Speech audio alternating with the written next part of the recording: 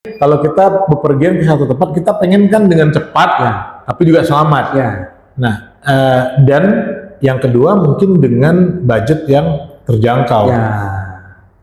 Kalau kita bandingkan dengan ke Jakarta, kalau dulu Jakarta adalah pilihan utama dengan segala macam penerbangan yang ada di Cengkareng menuju ke wilayah manapun di Indonesia dan di dunia. Nah, sekarang orang Pekanbaru kenapa lebih memilih melalui Kuala Lumpur?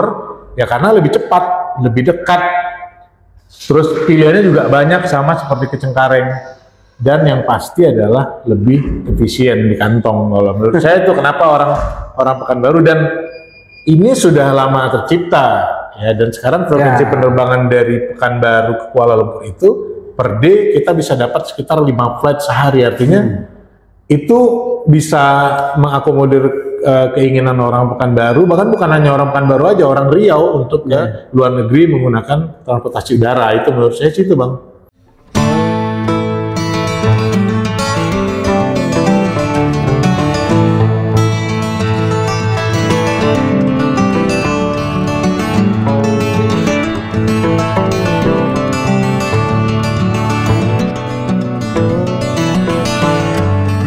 Assalamualaikum warahmatullahi wabarakatuh, Sobat Riomek. Alhamdulillah kembali kita podcast di Riomek TV. Kali ini sama Bang W di Pasaribu. Dukung Bang. Alhamdulillah, waalaikumsalam warahmatullahi wabarakatuh. Udah agak lama dijalankan baru bisa sekarang. Betul. Terima kasih. Baik Bang, kali Sobat Riomek TV butuh profil apa nggak dikit? Gimana Bang? Dari Medan sampai ke sini tuh. Oh iya. Assalamualaikum warahmatullahi wabarakatuh. Assalamualaikum.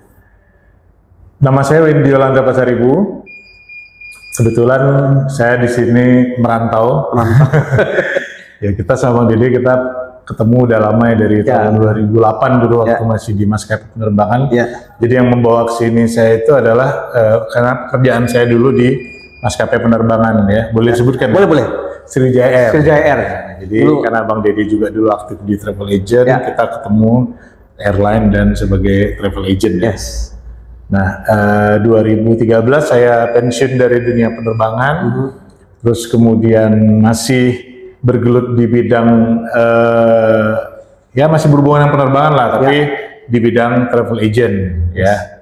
Nah, sampai sekarang dan alhamdulillah saya sekarang dipercayakan untuk memimpin sebuah organisasi yang namanya ASPI. ASPPI, ya, Asosiasi Pelaku Pariwisata Indonesia Daerah Riau, ya, DPD Riau. Nah, kegiatan sehari-hari ngopi lah Bang. Ngopi dapat duit ya? Ngopi ya, aktif di kegiatan-kegiatan pariwisata, terutama dengan teman-teman asosiasi-asosiasi pariwisata lainnya, dengan Bang Deddy juga, dan di samping mengurusi pekerjaan dan jadi orang tua juga, ya, jadi orang tua dan jadi suami. Iya, siap. Bang, gimana nih Bang melihat penerbangan lah, kesibukan penerbangan di Riau, sebenarnya melalui Pekanbaru itu Bang. Kita bicara Riau ya. Ya, Riau.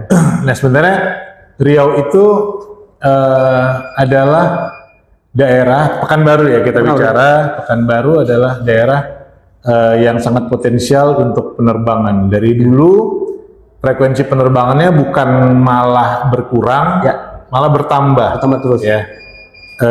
Karena ya Riau itu sebagai pusat bisnisnya Sumatera bagian tengah. Ya, kita lihat banyak sekali kegiatan-kegiatan pemerintahan, kegiatan kementerian, ya, kegiatan bisnis, MICE, ya, acara itu yang mulai diarahkan ke Pekanbaru. Artinya kan potensial ya. Kita lihat jumlah penerbangan. Ya, kita bicara Lion Group aja. Lion Group rute Jakarta Pekanbaru PP itu lebih dari hampir 20 flight per day. Ya, di situ ada Batik sehari, di situ ada Superjet, di situ ada Lion Air, ya. Terus kita lihat lagi sekarang pendatang baru ada Pelita Air. Frekuensinya sudah 3 kali sehari. Ya, ada pagi, ada siang, juga ada sore. Garuda Indonesia yang tadinya setelah pandemi sebelum pandemi lah. Ya. Sebelum pandemi kita bicara dia 6 flight per day, setelah pandemi dia 1 flight per day. Nah, sekarang sudah konsisten 2 flight per day menuju 3 flight per day. Artinya di bawah kepemimpinan Pak Irfan, Garuda sudah mulai merangkak lagi. Citylink Jakarta dia 2 flight per day, dia ada Batam, dia ada Jogja, ya. Begitu juga dengan Lion Group, ada Batam, ada Jogja, ada Medan, dan juga rute internasional kita jangan lupa ada AirAsia di situ ada 3 flight per day, ada Superjet 1 flight per day, dan yang baru buka ada Malindo atau Batik Malaysia itu 1 flight per day. Scoot juga ada seminggu 3 atau 4 kali ke Singapura. Artinya Pekanbaru sebegitu seksinya untuk penerbangan, ya. Masih jadi incaran manis, dan kalau tadi kita bicara off air, Pekanbaru itu bisa jadi new hub-nya untuk Sumatera, ya, menuju ke wilayah luar Indonesia melalui Malaysia, kalau menurut saya, dan Singapura, tanpa kita harus ke Jakarta, ya kan? Ya karena memang lebih dekat, penerbangan 1 jam, terus kemudian kita bisa ketemu dengan flight-flight internasional, ya. Dan jadi sasaran empuk penerbangan umroh yang sekarang banyak Bang Dede kan sekarang ini bermain di umroh. Jadi sebegitu seksinya sih menurut saya rute penerbangan dari dan ke Pekanbaru, Bang. Tapi ini jadi faktor juga ya, malah kita banyak keluar dibanding ke Jakarta atau gimana tuh? Ya, Bang, tanpa bisa kita hindari ya, maksudnya permintaan itu tercipta sendiri gitu loh, ya. Orang akan berpikir sendiri bagaimana cara menuju ke satu tempat dengan cepat. Yang pertama dengan cepat dulu ya, dengan cepat. Maksudnya kita kan pengen kalau kita bepergian ke satu tempat, kita pengen kan dengan cepat, tapi juga selamat. Nah, dan yang kedua mungkin dengan budget yang terjangkau. Kalau kita bandingkan dengan ke Jakarta, kalau dulu Jakarta adalah pilihan utama dengan segala macam penerbangan yang ada di Cengkareng menuju ke wilayah manapun di Indonesia dan di dunia. Nah, sekarang orang Pekanbaru kenapa lebih memilih melalui Kuala Lumpur? Ya karena lebih cepat, lebih dekat. Terus pilihannya juga banyak sama seperti ke Cengkareng. Dan yang pasti adalah lebih efisien di kantong. Kalau menurut saya itu kenapa orang Pekanbaru, dan ini sudah lama tercipta, ya, dan sekarang frekuensi penerbangan dari Pekanbaru ke Kuala Lumpur itu per day kita bisa dapat sekitar 5 flight sehari. Artinya itu bisa mengakomodir keinginan orang Pekanbaru, bahkan bukan hanya orang Pekanbaru aja, orang Riau untuk ke luar negeri menggunakan transportasi udara. Itu menurut saya sih itu, Bang. Atau perlu nggak kira-kira bandara kita diperlebar atau pindah? Pastilah, kalau menurut saya itu pasti. Yang pertama adalah selama ini kan Pekanbaru itu hanya mengangkut jemaah hajinya dan jemaah umrohnya melalui bandara yang ada di tetangga. Yang paling dekat itu adalah ke Kepri. Artinya jemaah haji kita disiapkan pesawat khusus dari sini, kemudian diangkut ke Kepri. Tapi kan ya karena memang kita bukan embarkasi, bandara kita belum memenuhi syarat untuk bisa terbangnya atau di landingi pesawat yang berbadan besar, ya, karena lebar runway, mungkin karena panjang runway, atau mungkin juga karena ketebalan dari runway itu sendiri. Nah, jadi akhirnya kita membawa jemaah haji kita harus ke daerah atau provinsi sebelah Kepri, karena di sana dari sisi teknis di runway-nya sudah sangat mendukung sekali gitu loh untuk pesawat badan besar. Ya, artinya itu kan tuh satu kerugian buat kita dan satu pemasukan yang besar setiap tahun buat Kepri kan. Ya kan, mereka dikunjungi oleh jemaah-jemaah, mereka dapat city tour one day-nya, ya, mereka dapat sewa bus, sewa hotel, segala macam lah mereka dapat. Dulu malah jamaah umroh kita harus diterbangkan dulu ke Batam, habis itu dibawa nyebrang ke Singapura. Kalau dulu kan ingat mungkin abangnya sebelum pandemi. Nah, sekarang alhamdulillah kan udah banyak pilihan, walaupun lagi-lagi penerbangan umroh yang direct dari Pekanbaru belum ada. Ya, belum ada. Terakhir kalau nggak salah ada Lion Air kemarin, ya, yang harus, maksudnya yang dia transit di daerah di India. Ya. Nah sekarang karena pesawat-pesawat yang digunakan dalam pesawat yang berbeban besar, artinya jamaah itu harus dibawa dulu. Kita memerlukan feeder ke bandara yang besar. Sekarang itu tadi, sekarang udah ada lagi Bandara Kuala Namu, Bandara Kuala Lumpur, tempat pesawat-pesawat itu yang pesawat-pesawat badan besar itu bisa landing. Nah, kita kebagian lagi kita menyumbang jamaah ke mereka. Artinya, menurut saya sebagai orang yang bergelut di bidang pariwisata dan juga memperhatikan penerbangan, perpindahan bandara airport di Riau itu harus segera digesa, kalau orang kita bilang digesa, ya. Dan itu kalau bisa prioritas utama. Supaya apa? Supaya yang paling pertama adalah jemaah haji kita nggak perlu kita feederkan lagi ke Batam.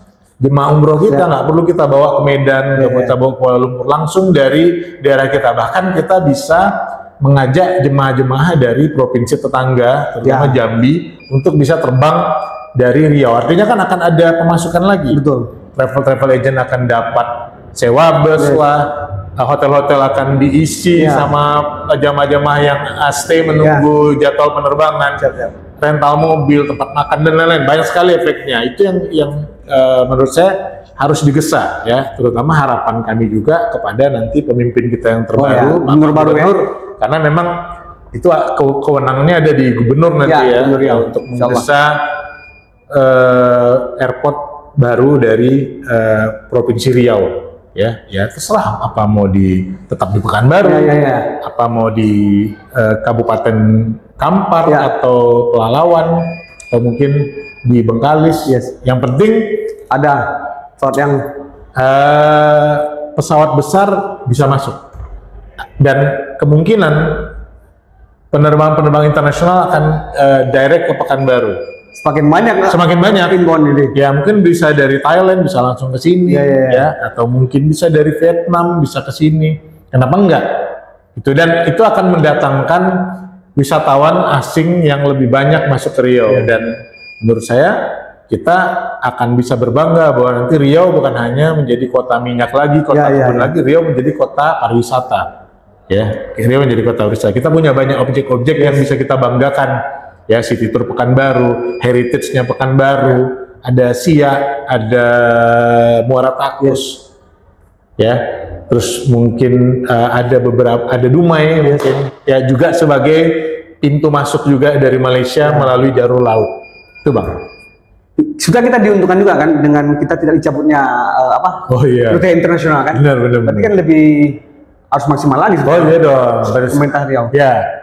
Menurut saya jangan sampai kita yang sudah mendapatkan status internasional ini sebagai bandara internasional, benar-benar real internasional, kita bisa memakai kata-kata airport internasional, Sultan Syarif Qasim, ya harus kita manfaatkan. Jangan sampai label internasional itu dicopot karena apa? Karena kontribusi penumpang internasionalnya sedikit, seperti mungkin yang dialami oleh beberapa provinsi yang dicabut gitu, dan mereka mengaku sangat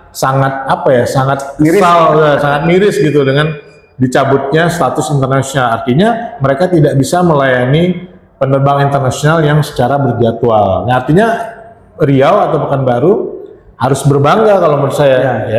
Kita kalau saya sih optimis saya optimis bahwa Riau bisa konsisten, bahkan lebih meningkat lagi jumlah penumpang internasional yang masuk, di samping ada kebutuhan bisnis misalnya dengan Pertamina yang sebelumnya Chevron, terus kemudian ada RAPP, dan itu memang masih mendatangkan tenaga kerja ahli asing yang datang ke Indonesia, dan juga orang-orang Malaysia yang selalu berwisata dan berbelanja ke Riau.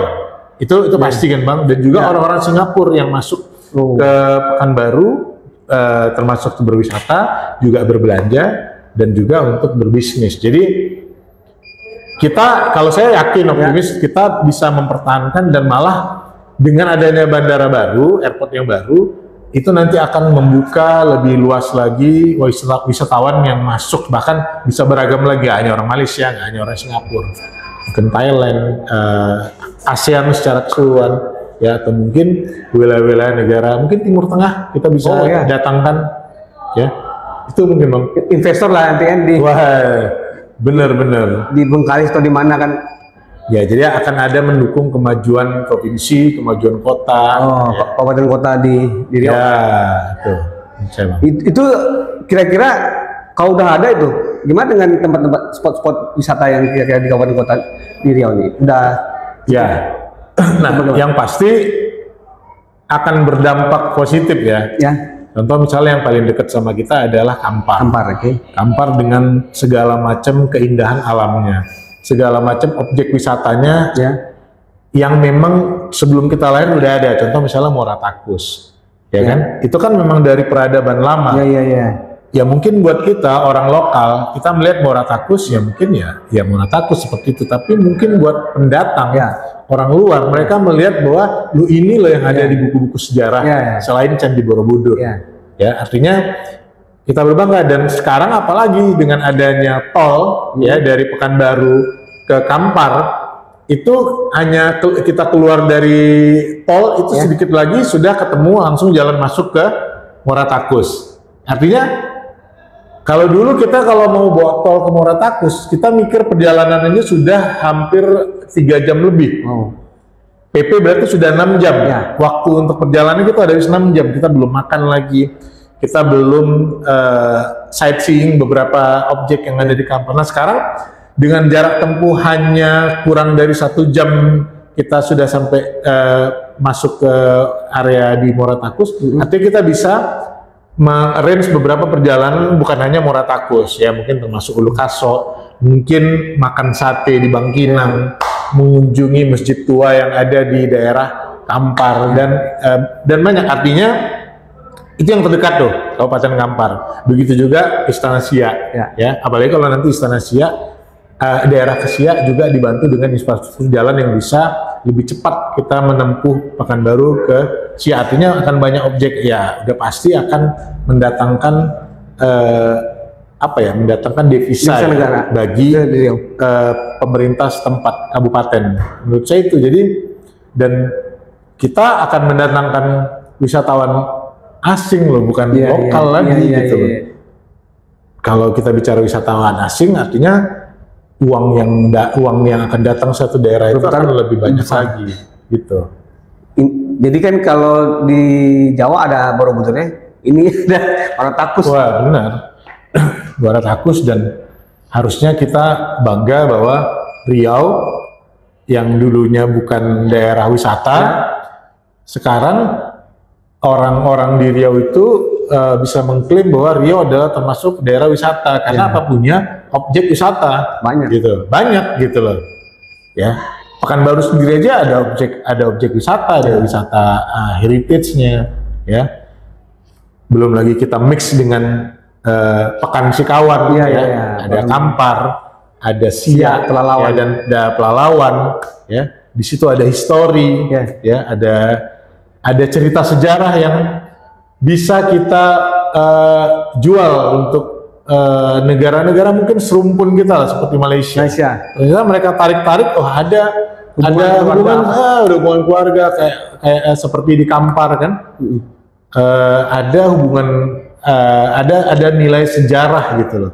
Orang-orang Kampar yang sekarang berdiam di Malaysia ya, di daerah tertentu ya. Jadi saya rasa kita bukan hanya bisa menjual ini ke Malaysia saja, mungkin ke daerah lain ya.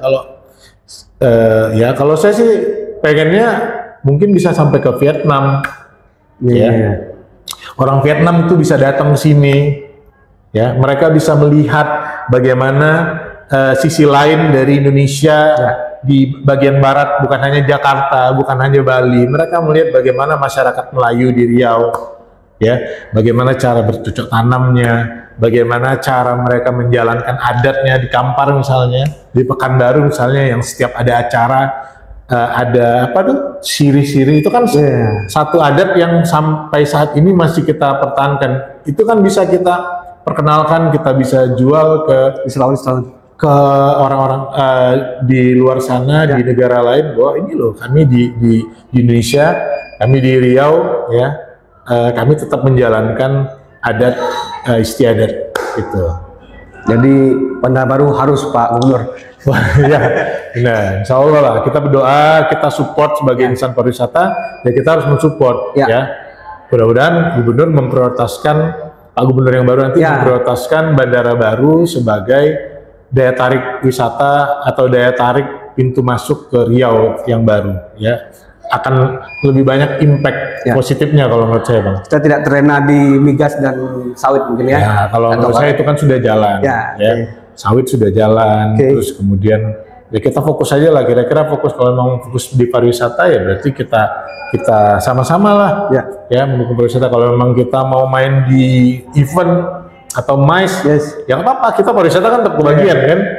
Konser lah di Riau. Iya, konser lah di Riau, ada kan acara yang memang bernilai positif di Riau, artinya insan-insan pariwisata akan bergerak. Menurut saya akan memberikan efek positif dan juga akan memberikan keuntungan secara finansial, baik bagi daerah juga bagi pelaku usahanya, kalau menurut saya gitu, Bang. Konsernya nggak usah Singapura, di Pekanbaru aja ya. Iya, benar. Karena orang Jakarta malah ke Singapura nonton. Iya, nah ternyata orang Pekanbaru ketika ada konser, waktu itu konser Coldplay di Malaysia dan di Singapura, orang Pekanbaru ternyata memang menunggunya konsernya itu ada di Singapura dan Malaysia. Bukan di Jakarta ya? Bukan di Jakarta, karena di Jakarta ketika Coldplay konser di Jakarta, hitung-hitungan tiketnya lebih mahal gitu loh, Bang. Belum lagi hotelnya. Nah ketika di Malaysia kemarin, saya kebetulan nonton juga bulan November tahun lalu, itu tiket aja saya PP cuma 600-an ribu. Murah. Hotel, kalau kita yang sudah tahu bagaimana cara dari venue stadion ke apa ya, mungkin kita bisa cari hotel yang tidak dekat-dekat itu. Ya mungkin daerah Bukit Bintang ada kan yang 300 ribu. Artinya orang akan lebih memilih yang sesuai dengan kemampuan mereka gitu. Dan saya rasa itu harus kita benahi lah supaya minat itu tetap ada di Indonesia saja gitu. Jangan sampai minat itu berubah gitu loh. Jadi hanya sekedar tagar saja tapi realnya tidak ada. Nah, tadi kita ceritakan buat orang di Jawa masuk tagar Indonesia saja. Indonesia saja. Ke Indonesia saja ya. Ya, dia dari Jakarta overland apa? Hampir semua ada flight direct. Ke Aceh ada direct, Sumatera Utara ada direct, Silangit ada direct, ke Sorong ada direct, ke Jayapura ada direct. Artinya tidak ada kesusahan.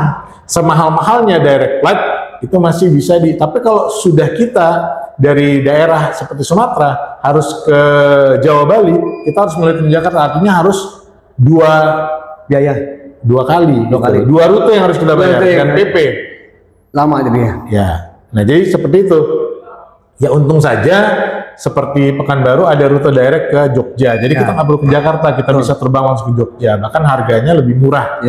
Nah terus kemudian ada ke Batam, ada ke Medan, ada juga ke Surabaya sekarang.